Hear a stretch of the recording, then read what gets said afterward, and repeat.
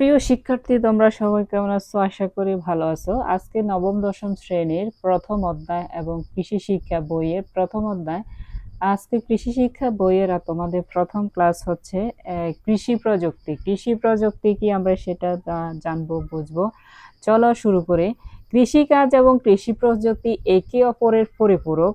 এই কৃষিকাজ এবং কৃষি প্রযুক্তি, কৃষি প্রযুক্তি বলতে কৃষি কাজ করতে যেসব প্রযুক্তি মেশিন ব্যবহার করা হয় তাকে আমরা কৃষি প্রযুক্তি বলি। একে অপরের পরিপূরক। পরিপূরক হচ্ছে মানে একটি ছাড়া একটি অচল আর কি, এরকম অর্থে বোঝানো হয়। মূলত যে প্রক্রিয়ায় কৃষি কাজ করা হয় তাই হচ্ছে কৃষি প্রযুক্তি। যে প্রক্রিয়ায় কৃষি কাজ করা হয় তাই হচ্ছে কৃষি প্রযুক্তি। প্রতিটি কৃষক কৃষি কাজের সাথে সুনির্দিষ্ট কৃষি প্রযুক্তির সম্পর্ক রয়েছে। সুনির্দিষ্ট মানে প্রতিটি কাজের জন্য আলাদা আলাদা প্রযুক্তি ব্যবহার করা হয়। একটা প্রযুক্তি দিয়ে কিন্তু সকল কাজ করা যায় না, তাই বলছে সুনির্দিষ্ট। সুনির্দিষ্ট মানে এটা নির্দিষ্ট করে দেওয়া হয়েছে। বর্তমানে কৃষি আর শুধু পারিবারিক খাদ্য সংস্থানের বিষয় নয়। বর্তমানে আগে কিন্তু মানুষ পরিবারের খাবার জোগানোর জন্য কৃষিকাজ করত, এখন মানুষ সেটা বাণিজ্যিকভাবে করে। এটা এখন ব্যবসায়িক পেশায় উন্নীত হয়েছে। আগে কৃষি বলতে জমি হাল চাষ করে, বীজ বুনে, ঘরে ফসল তোলে, বছরের খোরাক সংগ্রহ করাকে বোঝাতো। খোরাক মানে হচ্ছে বছর জুড়ে আমরা যে খাবার খাই সেই খাবার উৎপাদন করে মজুত করে রাখা হতো। খোরাক বলতে এটাই বোঝাচ্ছে। কিন্তু এখন কৃষির প্রতিটি কাজে প্রযুক্তি ব্যবহারের খরচাদি ও ফসলের বাজার মূল্যের মাপকাঠিতে আয় ব্যয়ের হিসাব নিকাশ করে ব্যবসায়িক দৃষ্টিভঙ্গিতে কৃষিকে মূল্যায়ন করা হয়। এখন বাণিজ্যিকভাবে কৃষি প্রযুক্তি ব্যবহার করে। কত টাকা খরচ হলো, কত টাকা আয় হলো, কত টাকা ব্যয় হলো এবং কি কত টাকা প্রফিট হবে সেই হিসাব নিকাশ করে মানুষ কৃষি কাজ করে ব্যবসায় বা বাণিজ্যিক আকারে। তাই এখন কৃষি সমস্যা যেমন জটিলতর হচ্ছে, তেমনি কৃষি বিজ্ঞানীরাও উচ্চতর জ্ঞান সমৃদ্ধ কৃষি প্রযুক্তি উদ্ভাবন করছেন। পূর্বের শ্রেণীগুলোতে আমরা কৃষিকাজের নাম, সংশ্লিষ্ট প্রযুক্তির নাম, কৃষি যন্ত্রপাতি ও প্রযুক্তি ব্যবহারের বিষয়াদি শিখেছি। নবম দশম শ্রেণীতে আরও এক ধাপ এগিয়ে জমির প্রস্তুতি। আমরা কিন্তু ক্লাস 6 থেকে কৃষি বিষয়ে বইটা আমাদের আছে, কিন্তু যেটা অপশনাল হিসাবে কেউ কম্পিউটার নেয়, কেউ কৃষি নেয়, কেউ হচ্ছে অর্থনৈতিক ইকোনমিক্স নেয়, কেউ সমাজবিজ্ঞান নেয়, কেউ সমাজকর্ম নেয়। যার যার ইচ্ছা আর কি, যে কৃষি পছন্দ করে সেই কৃষি নেয় আর কি। তো এটা কৃষি তোমাদের এর বাধ্যতামূলক সাবজেক্ট নয়, এটা হচ্ছে অপশনাল সাবজেক্ট। তো তারপরেও কৃষি সংশ্লিষ্ট প্রযুক্তি নয়, কৃষি যন্ত্রপাতি ও প্রযুক্তি ব্যবহারের বিষয়াদি শিখেছি আমরা আগের ক্লাসে। নবম দশম শ্রেণীতে আরও এক ধাপ এগিয়ে জমির প্রস্তুতি, উর্বরতা বৃদ্ধি, ফসল ভিত্তিক মাটির বৈশিষ্ট্য, ভূমি ক্ষয় রোধ, বীজ সংরক্ষণ, রোগ বালাই দমন, কৃষি যান্ত্রিকীকরণ ইত্যাদি বিষয় সংশ্লিষ্ট প্রযুক্তি সম্পর্কে আমরা প্রথম পাঠে জানব। আজকে এরপরে হচ্ছে প্রথম পরিচ্ছেদ ফসল নির্বাচন। আমরা প্রথম 2 পেজে মানে কৃষি প্রযুক্তি বইয়ে 2 নাম্বার পেজে প্রথম পরিচ্ছেদ পাবো এবং কি ফসল নির্বাচন। আমাদের পাঠের প্রথম পরিচ্ছেদে যেই পাঠ আছে সেটার আজকে নাম হচ্ছে কি ফসল নির্বাচন। মাটি ও পরিবেশের বৈশিষ্ট্য অনুযায়ী ফসল নির্বাচন। মাটি ও পরিবেশের উপর নির্ভর করবে আপনি কোন ফসল উৎপাদন করবেন বা কোন ফসল ফলাবেন, সেটা নির্ভর করবে মাটির উপর এবং কি চারপাশের পরিবেশের উপর। মাটি ফসল উৎপাদনের অন্যতম মাধ্যম। মাটি কিসের উৎপাদনের অন্যতম মাধ্যম? ফসল উৎপাদনে। আমরা সকল ফসলে কিন্তু মাটিতে বীজ বপন করে দেন মাটি থেকে এটা অঙ্কুরিত হয়ে গাছ হয়, চারা গাছ হয়, আস্তে আস্তে বড় হয়, ফসল ধরে, দেন আবার এটা হারিয়ে যায়। ফসল উৎপাদন মাটির বৈশিষ্ট্যের উপর পুরোপুরি কি নির্ভরশীল। মাটি হচ্ছে পানি ও পুষ্টির প্রাকৃতিক উৎস। মানে মাটি থেকে উদ্ভিদে এবং কি গাছে ফসলে কি পায়? প্রাকৃতিক উৎস হচ্ছে পানি এবং পুষ্টির। সব মাটিতে সব ফসল জন্মায় না, যেমন ধান গাছ কাদামাটি বা কাদা দোআঁশ মাটিতে ভালো জন্ম করে, ভালো কি করে জন্মে করে।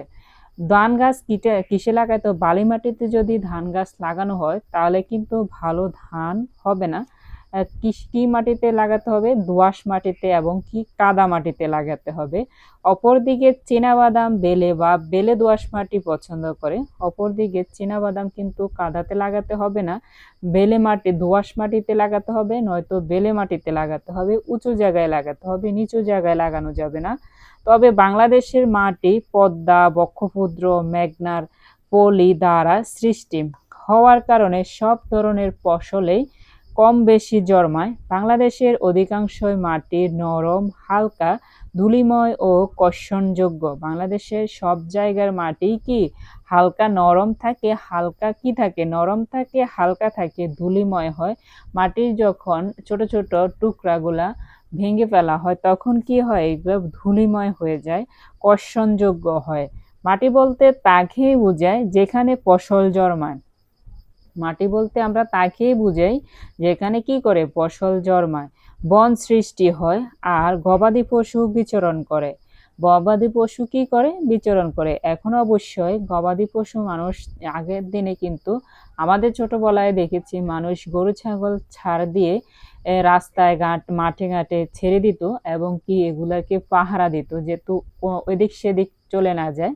এখন কিন্তু মানুষ খামার আকারে গরু ছাগল পালন করে, এগুলি ছেড়ে দেয় না মাঠে ঘাটে, খোলা মাঠে ঘাটে ঘাস খাওয়ার জন্য ছেড়ে দেয় না, বিচরণ করে। একজন কৃষককে যখন মাটি সম্পর্কে জিজ্ঞেস করা হয় তিনি ঝটপট বলে থাকেন যে ভূত্বকের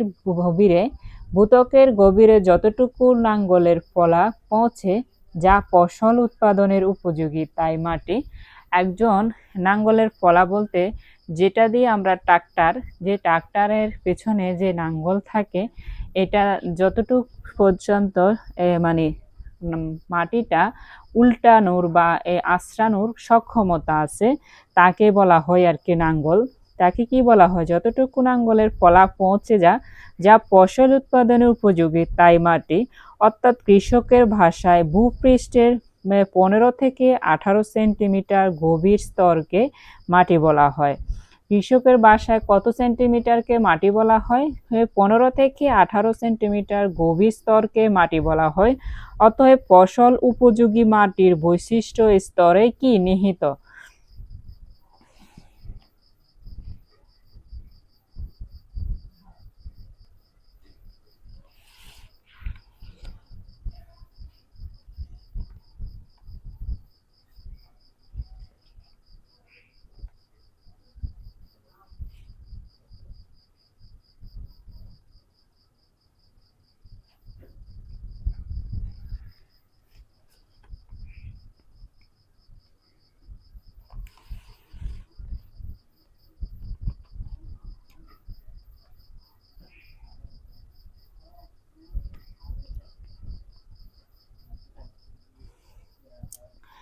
এবার দেখো আমরা তৃতীয় পৃষ্ঠায় ধান চাষের উপযোগী মাটি, গম চাষের উপযোগী মাটির বৈশিষ্ট্য।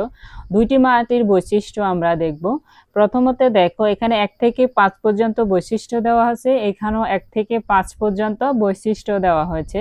তো প্রথম বৈশিষ্ট্যটা একটু পড়ো, সেটা হচ্ছে কঙ্কর ও বেলে মাটি ছাড়া সব মাটি ধান চাষের উপযোগী। কঙ্কর মানে হচ্ছে কি পাথরের ছোট ছোট টুকরা যেগুলো, এগুলোকে কি বলে? কঙ্কর বলে। এই মাটিতে ধান চাষ করা যাবে না। বেলে মাটি মানে বালু মাটি তো ধান চাষ করলে ধানটা ভালো হবে না। এঁটেল দোআঁশ মাটি ধান চাষের জন্য খুব ভালো। নদ নদীর অববাহিকা ও হাওর বাওয়ার এলাকা যেখানে পলি জমে সেখানেও ধান ভালো হয়। নদ নদী যখন শুকনার সিজন আসে, কি মাস বলে? চৈত্র মাস, পৌষ মাস, মাঘ মাস, এ সময় কিন্তু নদ নদী যেগুলা খাল বিল থাকে সেগুলা কিন্তু শুকিয়ে যায়। ওই জায়গায় কিন্তু যদি ধান চাষ করা হয় তখন ধানটা কি জন্মে? ভালো হয়। তেমনি ভাবে উঁচু বা মাঝারি উঁচু জমি গম চাষের জন্য উপযোগী। একদম নিচু জমিতে গম চাষ করা যায় না। উঁচু বা মাঝারি উঁচু জমিতে কি করা হয়? গম চাষ করা হয়। মাঝারি নিচু জমিতেও গম চাষ করা হয়। তেমনি ভাবে 2 নম্বর উদাহরণ দেখো, প্রকারভেদে উঁচু, মাঝারি, নিচু সব ধরনের জমিতে ধান চাষ করা যায়। সব ধরনের জমিতে কি করা যায়? ধান চাষ করা যায়। উঁচু জমিতেও করা যায়, মাঝারি জমিতেও করা যায়, নিচু জমিতেও করা যায়। সব ধরনের জমিতে ধানের চাষ করা যায়। যেমন নিচু জমিতে বোরো ও জলি আমন চাষ করা যায়। নিচু জমিতে যেসব ধানের চাষ করা যায় ধানের নাম হচ্ছে বোরো ধান এবং কি জলি ধান। এই দুইটা ধান নিচু জমিতে চাষ করা হয়। এবার হচ্ছে দোআঁশ বা বেলে দোআঁশ মাটি গম চাষের জন্য ভালো হয়। দোআঁশ মাটি হচ্ছে সবচেয়ে নাতিশীতল মাটি, এটাতে সব রকমের ফসল মোটামুটি ভালো জন্মে। তেমনিভাবে গম চাষের জন্য এটা উপযোগী। বেলে দোআঁশ মাটি গম চাষের জন্য ভালো। এঁটেল বা দোআঁশ মাটিতেও গম চাষ হয়। এঁটেল মাটি হচ্ছে এটা আঠালো মাটি। আঠালো মাটিতেও কি হয়? গম চাষ হয়। তেমনিভাবে 3 নম্বর বৈশিষ্ট্য যদি দেখো, মাটির অম্লত্ব থেকে নিরপেক্ষ অবস্থা ধান চাষের অনুকূল। আবার গম চাষের 3 নম্বর বৈশিষ্ট্য দেখো, বাংলাদেশের উত্তরাঞ্চলের জেলাগুলোতে গমের চাষ ভালো হয়। উত্তরাঞ্চল বলতে আমরা যে পঞ্চগড়, তারপরে ওই দিকের এলাকাগুলোকে বোঝায় আর কি উত্তরাঞ্চল বলতে। যেমন কি কুমিল্লা, টাঙ্গাইল, ফরিদপুর গমের আবাদ হয়। বাংলাদেশের উত্তরাঞ্চলের জেলাগুলোতে গমের চাষ ভালো হয়। এছাড়া ঢাকা, কুমিল্লা, টাঙ্গাইল, ফরিদপুরও গমের আবাদ হয়। এরপরে 4 নম্বর হচ্ছে মাটিতে জৈব পদার্থ কম হলে কম্পোস্ট ব্যবহার করে এর মাত্রা বাড়ানো যায়। মাটিতে জৈব পদার্থ কিন্তু একটা সার আর কি। জৈব পদার্থ মাটিতে এমনিতে থাকে প্রাকৃতিকভাবে, কিন্তু এটাকে যদি আরো বৃদ্ধি করা যায় তাহলে কম্পোস্টের মাধ্যম ব্যবহার করে। কম্পোস্ট কিভাবে তৈরি করতে হয় সেটা আরেকটা ভিন্ন আলোচনা আছে। কম্পোস্ট সাধারণত গোবর দিয়ে বিভিন্ন দিয়ে বানানো হয়।